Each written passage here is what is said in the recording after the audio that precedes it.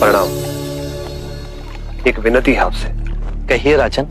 पिछले कई दिनों से मेरे स्वप्न में मेरे पिताश्री आ रहे हैं। मैंने ब्राह्मणों से भी इसका अर्थ पूछा तो उनका कहना था कि तुम्हारे पिताश्री को शांति नहीं मिली, उनके लिए पूजा करनी हो, यज्ञ संपन्न करना होगा। आप तो परम ज्ञान का स्वरूप है, तो विनती है आपसे कि पूजा विधि आप ही के हाथों से हो, जो मेरे पिताश्री तक पहुंचे, उन्हें मुक्ति मिले, जीवन मरण के इस चक्र से वो मोक्ष पाले। अवश्य राजन। आप मिट्टी के 2 घड़े मंगवाइए, एक में घी भरवाइए और एक घड़े में कंकड़ पत्थर भरवाइए, और उन दोनों घड़ों के मुंह कपड़े से बंधवा दीजिए और उन्हें लेकर नदी के तट पर आइए। मैं वहीं आपकी प्रतीक्षा करूंगा। मैं भी इसका प्रबंध करता हूं महाराज।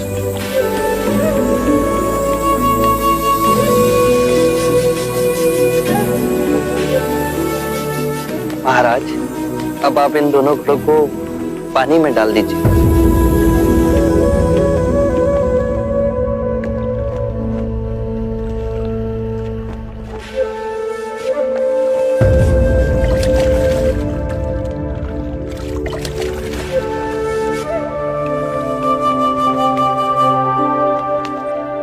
महाराज, अब इन दोनों घड़ों को आप तोड़ दीजिए।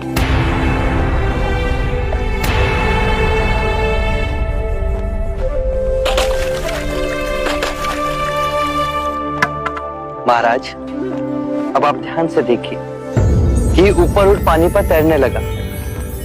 अब बताइए, मेरे या किसी और के पूजा पाठ करने से क्या यह घी नीचे बैठ सकता है? असंभव।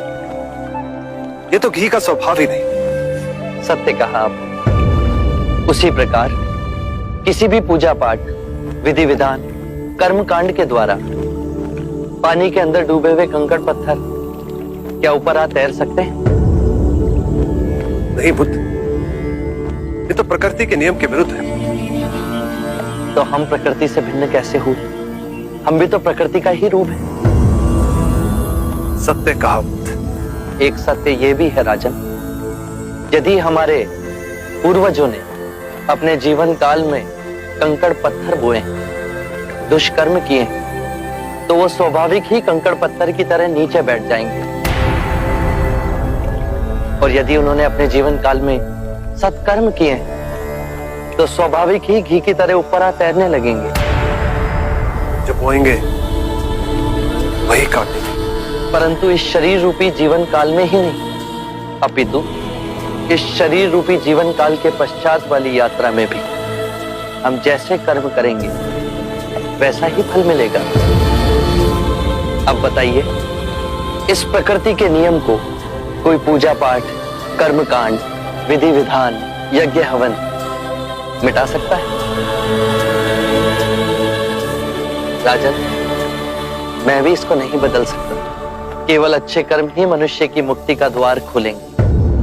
एक ऐसी तलवार है आपके हाथ में जो एक क्षण में सारे झूठ काट केवल ज्ञान को प्रकाशित करती है। ना जाने कितने जन्मों और भटकता में यदि आपकी कृपा ना होती, इस एक क्षण में आपने अपनी अदृश्य तलवार से मेरे अहंकार का सर भी काट दिया। धन्य है प्रभु।